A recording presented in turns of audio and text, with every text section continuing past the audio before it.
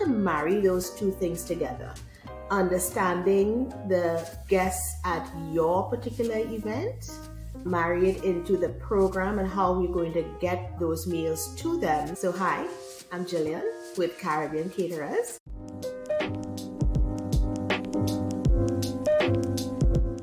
Now you have this list of all those dietary restrictions back from everyone that you've polled. So now that you've asked the question, you've got to deliver, right? You've got to deliver that meal, you've got to deliver it expertly, but you also have your program to remember for the fact that you don't want to have the delivery of this meal, on the one hand, take too long to get to the people with the dietary needs so that they can eat along with all the other guests at their table.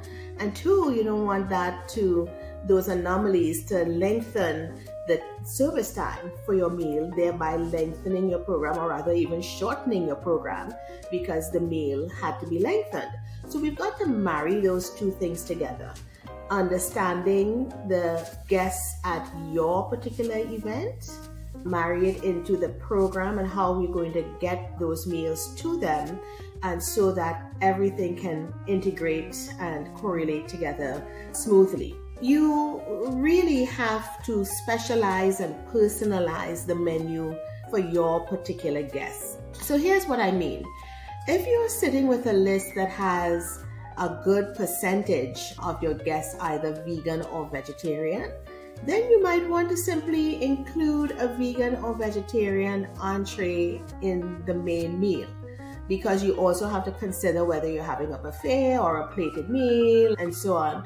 So indeed, with a large contingent of people having a specific dietary need, you can indeed make the main meal and have the meat eaters be the outliers.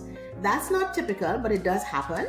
So the typical thing would be that you would have chosen a menu generally months before, because remember, at this point your RSVPs are coming back, so you're less than 30 days away from your event.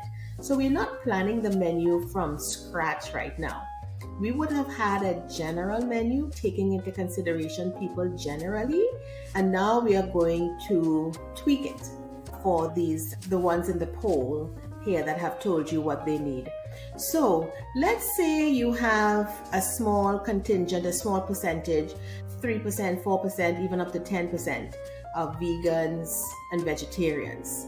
You easily can do a vegan entree and just change that vegan entree out for the vegans and vegetarians. They can have the same meal. The importance of trying to limit the number of different meals that you would serve would be because we're in an off-premise situation and we would have had to make up a kitchen at the venue that you're in. You want to be able to plan something that will serve up very quickly. So the fewer varied meals that you have, the faster the culinary team and the wait staff can serve it up and get it to your guests, and again with eyes spied on your program, that we are not lengthening your program in order to do this.